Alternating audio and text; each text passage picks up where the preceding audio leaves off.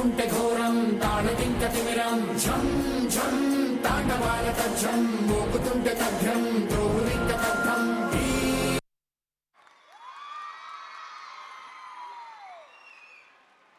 That was magical.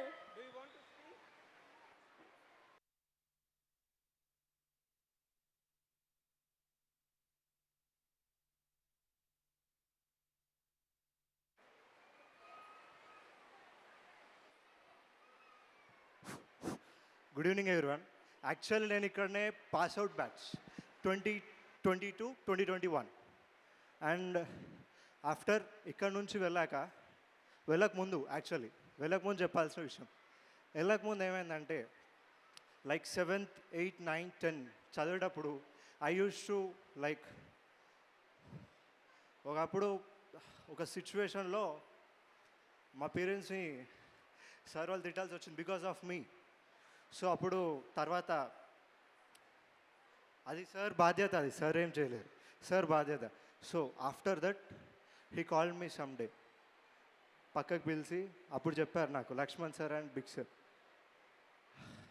ఎక్కడైతే ఓడిపోయావో, ఎక్కడైతే తలదించావో అక్కడే నెక్స్ట్ టైం తల ఎత్తలా చేయాలి అని చెప్పారు. సో ఆ తర్వాత ఆ మాట కోసం అని చెప్పి ఫస్ట్ 3 times ఫెయిల్ అయ్యా. ఆ తర్వాత జస్ట్ మళ్ళీ ఒకసారి సార్ని కలిసా.